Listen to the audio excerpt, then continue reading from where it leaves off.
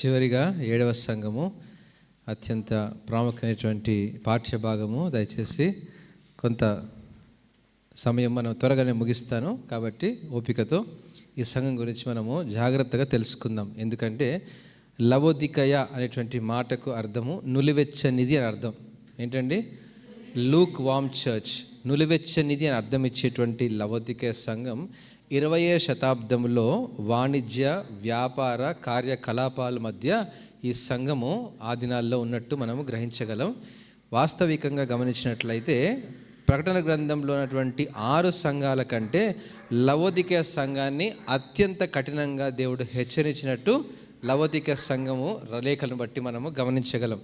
అయితే వేరే సంఘాలకు కనుక దేవుడు మారు మనసు అవకాశం టైం ఇచ్చాడు, కానీ ఈ సంఘానికి మారు మనసు అనేటువంటి అవకాశము చాలా తక్కువగా ఉంది, సమయం చాలా తక్కువగా ఉంది అని ఈ సంఘము ప్రాముఖ్యంగా నేటి మన సంఘాలను హెచ్చరిస్తున్నట్లు వాక్యానుసారంగా ఈ లేఖన భాగాన్ని మనం గమనించుకుందాం.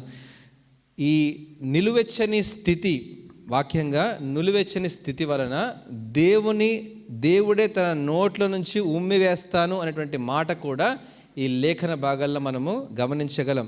లోకముతో రాజీపడి విశ్వాసంలో చతికిలబడి ధనాపేక్ష అనే పునాది మీద కట్టుకునబడిందంట ఈ యొక్క లవోదికయ సంఘం. ఏంటండి? మరలా చెప్తాను, గమనించండి. లోకముతో రాజీపడి విశ్వాసములో చతికిలబడి ధనాపేక్ష అనే పునాది మీద కట్టబడింది లవోదికయ సంఘం. ఈ వాస్తవికమైనటువంటి సంఘము నేటి మన క్రైస్తవ సంఘాలకు అద్దం పడుతుంది. ప్రియమైనటువంటి వాళ్ళారా, హల్లెలూయా.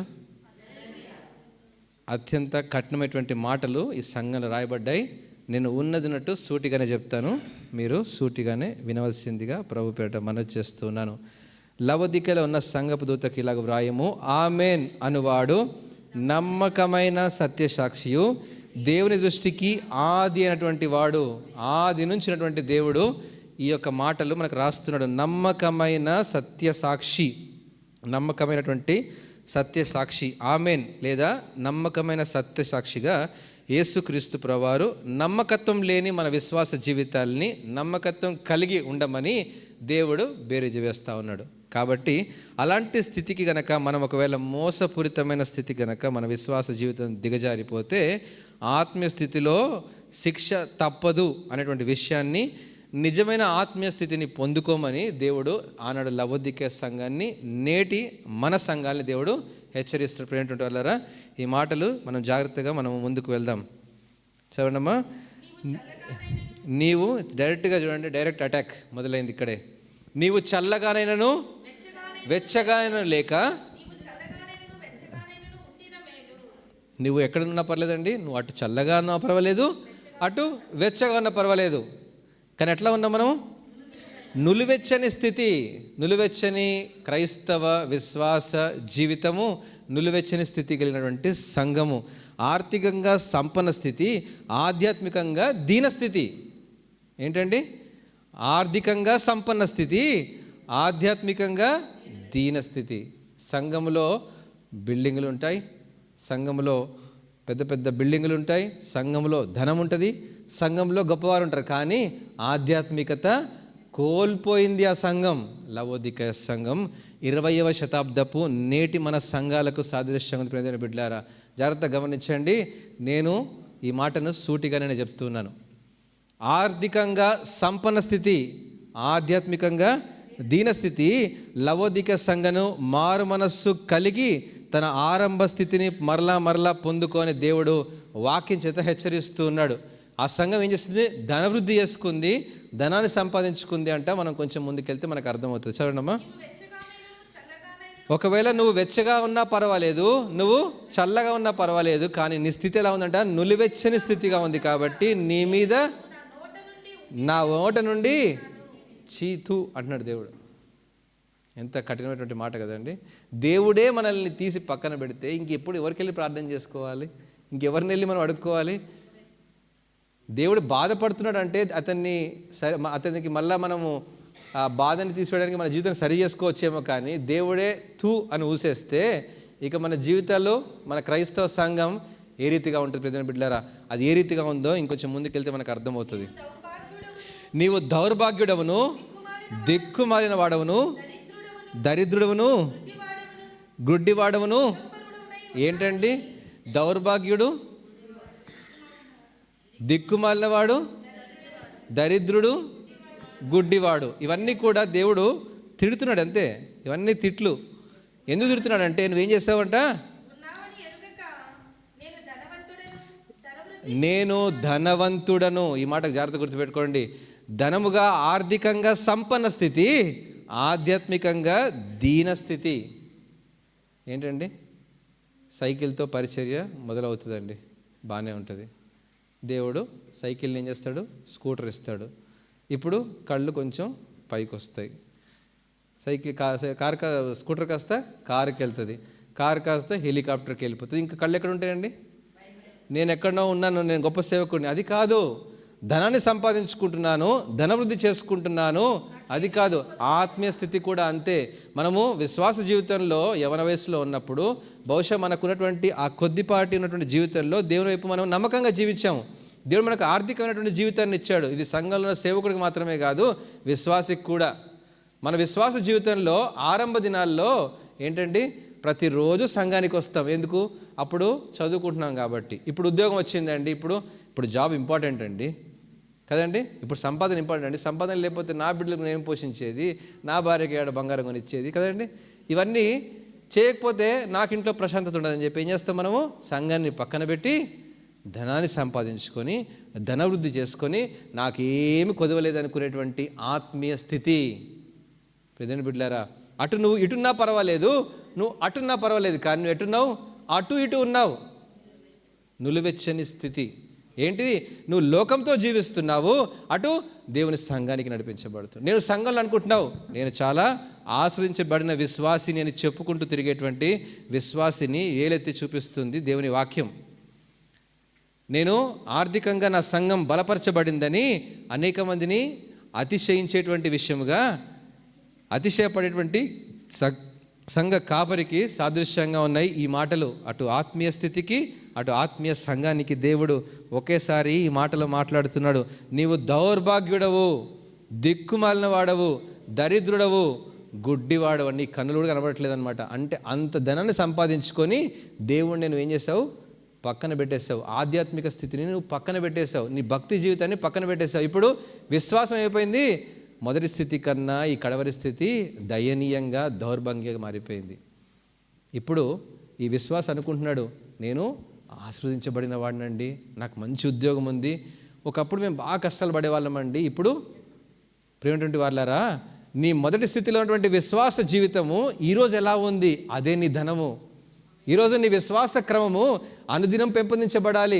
తాత్కాలికంలో కనుమరుగేటువంటి యొక్క తుప్పుబడేటువంటి ఆస్తులపైన మన జీవితాన్ని మళ్లించామనుకోండి, ఒకనాడు దీన్ని వదిలిపెట్టి వెళ్ళిపోవాల్సిందే. కానీ ఆత్మీయ స్థితిలో కనుక దిగజారిపోతే నులివెచ్చని స్థితి, దేవుడు ఉమ్మి వేస్తాను అని కఠినంగా మాట్లాడుతూ ఉన్నాడు. ప్రియమైనటువంటి వాళ్ళరా, నేను ధనవంతుడను, ధనవృద్ధి చేసి ఉన్నాను, నాకేమీ కొదువలేదు అంటా ఉన్నాడు. ఎలా ఉన్నాడు అంటే వాడు దౌర్భాగ్యుడిగా ఉన్నాడు, దిక్కుమాలిన వాడిగా ఉండి, ఎరుగక గుడ్డివాడుగా, దిగంబరిగా ఉన్నాడు. దిగంబరి అంటే ఎలా ఉంటాడండి? నేను చాలా చక్కగా ఉన్నాను అనుకుంటున్నావేమో, కానీ దేవుని దృష్టిలో ఎలా కనబడుతున్నావు? దిగంబరిగా కనబడుతున్నావు. నేను బాగా చూస్తున్నాను, బాగా గ్రహిస్తున్నాను, నాకు మంచి జ్ఞానం ఉంది, నాకు పరపత్తు ఉంది, నాకు హోదా ఉంది అనుకుంటున్నావేమో, కానీ దేవుని దృష్టిలో గుడ్డివాడిగా కనబడుతున్నావు నువ్వు. ఎంత కఠినమైన మాటలు కదండి ఇవన్నీ. మీకు అందరికీ బహుశా ఈ మాటలు చాలా కఠినంగా ఉండొచ్చు, కానీ ప్రియమైన దేవుని బిడ్డలారా, ఇది మన వ్యక్తిగత ఆత్మీయ స్థితి, మన వ్యక్తిగత ఆత్మీయ స్థితి, మన కుటుంబ స్థితి, మన సంఘ స్థితి అని మనం గ్రహించినప్పుడే దేవుని వాక్యం మన కోసం ఏం చెయ్యాలో కూడా అవకాశం దేవుడు పెడతాడు అక్కడే. కొంచెం ముందుకు వెళ్ళడం మనకు అర్థమవుతుంది.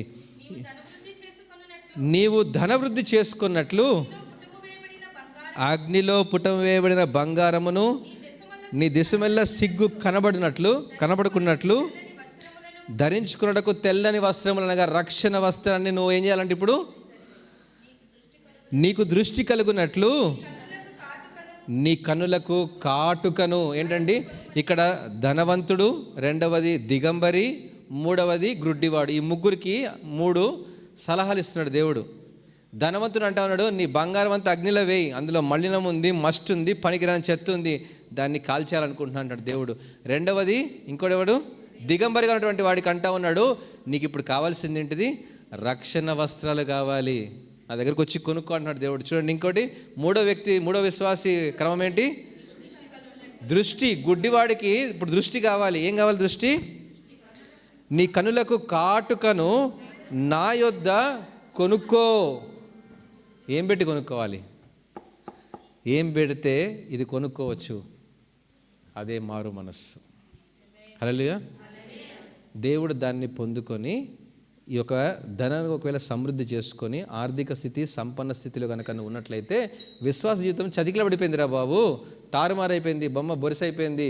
ఆ దినంలో నువ్వు విశ్వాసాన్ని చలామణి అవుతున్నావేమో కానీ ఇదిగో లేదు నీ జీవితం అని దేవుడు అంటున్నాడు. ఇప్పుడు నా దగ్గరకు వచ్చి రక్షణను కొనుక్కో అంటున్నాడు దేవుడు. ఇప్పుడు రక్షణ ఉచితంగా లేదు అని అర్థం. హల్లెలూయా. ఒకనాడు రక్షణ ఉచితంగా నీకు ఇవ్వబడింది, ఒకనాడు కృప నీకు ఉచితంగా ఇవ్వబడింది. ఒకనాడు నీ స్థితిని దేవుడు చూసి కరుణించి రక్షించుకొని దేవుని లైపులో ఒక సంపన్న స్థితిలో దేవునికి తీసుకొని వచ్చిన తర్వాత నేను నేను నేను అనే అహం పెరిగిపోయి నేను మాత్రమే అనేటువంటి ఆలోచనల దిశగా దేవుణ్ణే పక్కన పెట్టినటువంటి నిలువెచ్చిన స్థితితో దేవుడు ఉమ్మివేస్తూ అంటా ఉన్నాడు. ఇప్పుడు ఏం పోగొట్టుకున్నాడు, రక్షణను పోగొట్టుకున్నాడు. ఇప్పుడు రక్షణ మరలా పొందుకుంటే వచ్చే మారు మనసు అనుభవాలతో రాదు ప్రియమైన బిడ్డలారా. ఒక్కసారి పోగొట్టుకుంటే దేవుని దగ్గరికి వెళ్ళి మళ్ళీ కొనుక్కోవాలి, దాన్ని మరలా కొనుక్కోవాలి. అంటే దేవుడు అది మనకి ఇస్తేనే వస్తుంది. దాన్ని కొనాలంటే అంత వెల మనం చెల్లిస్తేనే వస్తుంది. అంటే మన స్థితి ఎలా ఉందో ఇక్కడ దేవుని వాక్యం మనకు జ్ఞాపకం చేస్తుంది. మన స్థితి ఆర్థికంగా సంపన్న స్థితి, ఆధ్యాత్మికంగా దీన స్థితి, నులివెచ్చని స్థితికి దేవుడు ఉమ్మి వేస్తాను అనేటువంటి మాటలు మాట్లాడుతూ అంటాడు. చదవండమ్మా కొంచెం ముందుకి. నేను ప్రేమించు వారిని అందరినీ గద్దించి శిక్షించుచున్నాను. ఒక శిక్ష ఒకవేళ వచ్చింది అంటే దేవుడు మనల్ని ప్రేమిస్తున్నాడని. నేను యాకోబును ప్రేమించి తిని ఏశావును ద్వేషించి తిని బైబిల్లో రాయబడింది. అంటే దేవుడు ఏశావుని ద్వేషిస్తున్నాడు అంటే ఇష్టం లేదని కాదు, అసలు ఏశావు గురించి నేను పట్టించుకోవట్లేదురా బాబు అంటున్నాడు. ఎందుకంటే నేను ప్రేమించేటువంటి యాకోబుకు మాట వింటే నా వాడవుతాడు, మాట వినకపోతే కాళ్ళు ఇరగొట్టే నా మాట వినిపించుకునేలా చేస్తాను. అది దేవుని ప్రేమ. శిక్షకు లోబడ్డావా, దేవుని యొక్క ప్రేమలో నువ్వు ఉంటావు. శిక్షకు నువ్వు వెనక్కి వెళ్ళిపోయావా, దేవుడు దాన్ని పట్టించుకోడు. దేవుడు సరి చేసుకోవడానికి ఒక అవకాశం ఇస్తాడు, శ్రమ పెడతాడు, కష్టపెడతాడు. ఒకవేళ పాపం దిశగా పరిగెడుతుంటే దేవుడు మరలా అతన్ని తీసుకుని రావడానికి ప్రయత్నం చేస్తాడు. ఒకవేళ నువ్వు దేవుని ఆజ్ఞకు లోబడి ఆ ప్రేమను శిరసావహించి ఒక అడుగు ముందుకు వేస్తావా, తప్పిపోయిన కుమారుడు తండ్రి దగ్గరికి వచ్చిన ఉపమానాన్ని ఒకసారి జ్ఞాపకం చేసుకుంటే మరలా వచ్చేటువంటి అవకాశం అతనికి వచ్చినప్పుడు దేవుడు అతని దగ్గరికి తీసుకున్నాడు. ఒక అవకాశం దేవుడు ఇస్తాడు సంఘానికైనా కుటుంబానికైనా. ఒకవేళ మొదటి ఆత్మీయ స్థితిని ఒకసారి జ్ఞాపకం చేసుకుందాం. ఈరోజు మన ఆత్మీయ స్థితి ఎలా ఉందో ఒక్కసారి కొలత వేసుకుందాం. ఆయన కొలత పరిమాణంలో మన విశ్వాస జీవితం ఎలా ఉంది, ఆయన కొలతల పరిమాణంలో మన కొలత పరిమాణం. మనం అనుకుంటాం నేను బాగానే ఉన్నాను అనుకుంటావు, అదే ధనవంతుడు అనుకుంటాడు నేను బాగానే ఉన్నాను అనుకుంటాడు, కానీ దిగంబరివి నేను బాగానే ఉన్నా అనుకుంటున్నాడు, కానీ గుడ్డివాడు ఇప్పుడు నా దగ్గరకు వచ్చి కొనుక్కో అని అంటా ఉన్నాడు దేవుడు. హల్లెలూయా. నేటి మన క్రైస్తవ విశ్వాస సంఘ జీవితాలకు అద్దం పడుతుంది ప్రియమైన బిడ్డలారా. ఈ విషయం నేను చాలా తేటగా నేను మీ ముందు ఉంచుతున్నాను. ఇంకొంచెం చదవండి. గనుక నీవు ఆసక్తి కలిగి మారు మనసు పొందాలి. ఇప్పుడు ఊరికే మారు మనసు కాదు, ఆసక్తి కలగాలి. ఇప్పుడు మారు మనసులో కొంత నీ టైంని పెట్టాలి, నీ బిజీ స్కెడ్యూల్ని పక్కన పెట్టాలి.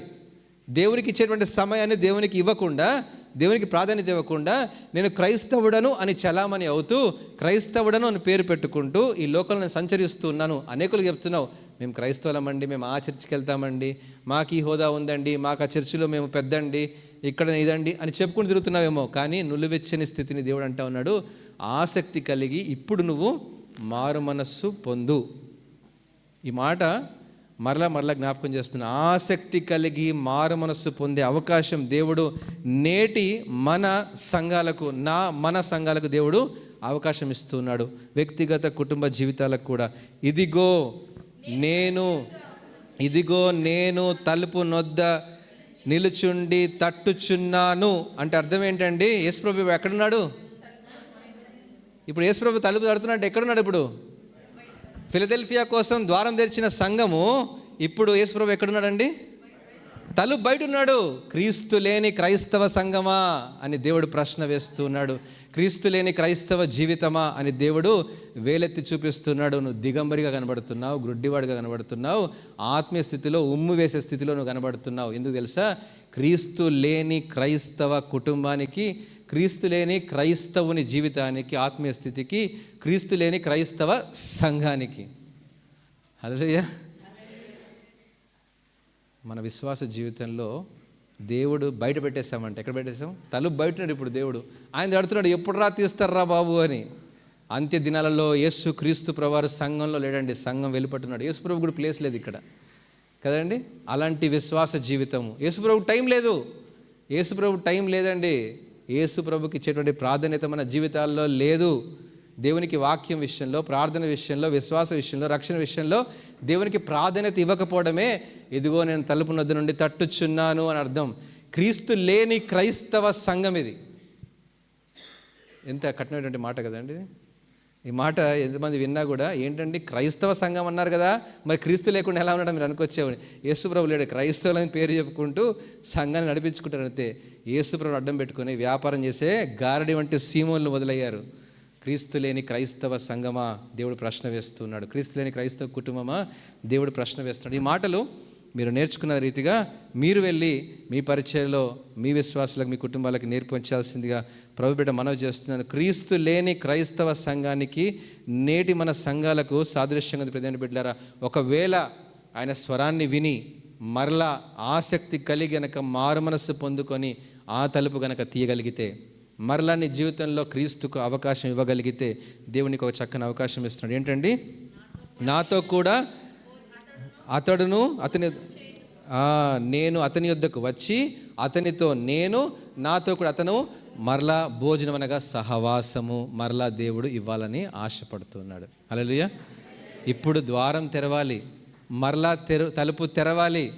క్రీస్తు లేని క్రైస్తవ సంఘమా, క్రీస్తు లేకుండా క్రైస్తవ బోధలు బోధించే సంఘమా, క్రీస్తు లేకుండా అబద్ధ బోధల వైపు వక్రీకరించేటువంటి క్రైస్తవ సంఘమా, మరలా వాక్యం చేత ప్రక్షాళన చేయబడి, మరలా వాక్యం చేత సరి చేసుకొని, మరలా వాక్యం చేత సిద్ధ మనస్సు కలిగిన ఆత్మీయ విశ్వాస క్రైస్తవ ఆత్మీయ కుటుంబమైన సంఘముగా ఎప్పుడైతే మనం మరలా సంఘాన్ని స్థిరపరచుకుంటామో, పరిపూర్ణతలను తీసుకొని వస్తామో, ఇప్పుడు దేవుడు అంటా ఉన్నాడు, నీతో మరలా నేను సహవాసాన్ని పునరుద్ధరించుకుంటాను అని దేవుడు మనకు వాగ్దానం ఇస్తున్నాడు.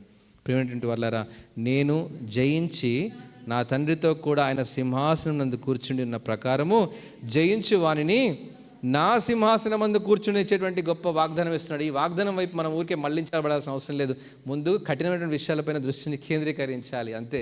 వాగ్దానాలన్నీ మనకు చాలా ఆసక్తికరంగా ఉంటాయి, కానీ అవన్నీ పొందుకోవాలంటే కండిషన్స్ అప్లై. ఇవి చూసుకోవాలి ముందు ఇక్కడ కదండి.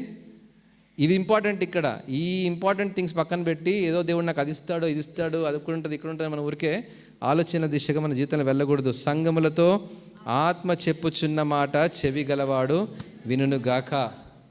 ప్రియమైన దేవుని బిడ్డలారా, 7 సంఘాల గురించినటువంటి మాటలు మీరు వింటూ వచ్చారు. ఎఫెసు సంఘం దేవుని ప్రణాళికలో ఉన్నటువంటి సంఘముగా ఆనాడు అనేక విషయంలో, వాక్యం విషయంలో ప్రేమ కలిగిన సంఘంగా ఉండి మొదటి ప్రేమను మర్చిపోయింది. అయినా మారు మనస్సు అనేటువంటి అవకాశాన్ని దేవుడు ఇచ్చాడు. స్మరణ అనేటువంటి సంఘము మృతుల నుండి పునరుద్ధరణ యేసు క్రీస్తు ప్రభువారు లేఖను రాస్తూ అంటాడు, శ్రమలను ధైర్యంగా ఎదుర్కొంది సంఘం. శ్రమలు వచ్చినప్పుడు కూడా నువ్వు భయపడకు అనేటువంటి ఒక నిరీక్షణ దేవుడు ఆ సంఘానికి ఇచ్చాడు.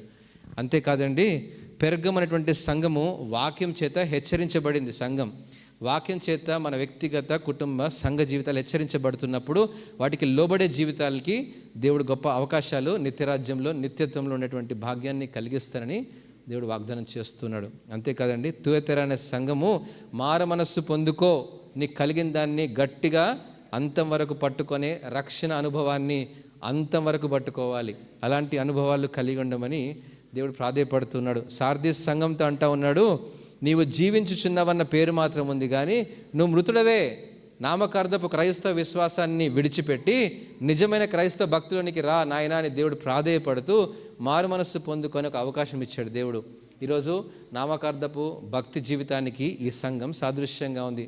నామకార్థపు సంఘాలు మనము నడిపించాల్సిన అవసరం ప్రియమైన బిడ్డలారా. క్రీస్తు లేని క్రైస్తవ సంఘము నేటి మన సంఘాలకు అద్దం పడుతుంది, లవోదికయ సంఘం. అయితే ఫిలదెల్ఫియా సంఘం మాత్రము అనేక ఆత్మలు కలిగి 7 ఆత్మల సంపూర్ణతలో స్వార్థ పరిచర్య కొరకు ద్వారాలు తెరిచిన సంఘముగా ఫిలదెల్ఫియా సంఘం అనేక ప్రశంసలు పొందింది. అలాంటి సంఘముగా నేటి మన సంఘాలు ఉండాలి. సంఘం చిన్నదా పెద్దదా అనేటువంటి తేడాలు ఉండవండి. సంఘం అనగా క్రీస్తు ప్రణాళికల కేంద్రం, కుటుంబాల కుటుంబం సంఘం. మనకు దేవుడు ఎంత పరిమితులు ఇచ్చాడో, ఎన్ని అవకాశాలు ఇచ్చాడో ఆ పరిచర్యను కొనసాగించడమే మన ధర్మం. పరిచర్య ధర్మం, అది దాన్ని మనం కొనసాగించాలి. సువార్త విషయంలో, మరి సంఘ క్రమం విషయంలో, మరి సంఘ పరిచర్య విషయంలో మనకి ఏ అవకాశం ఉంటే దాన్ని సద్వినియోగం చేసుకుంటూ ముందుకు వెళ్ళడమే. నాకు అది కావాలి, నాకు ఇది కావాలనేటువంటి విభేదాలకు వెళ్ళిపోయి మనము గొడవలు పడేటువంటి విశ్వాసులుగా ఉండకూడదు.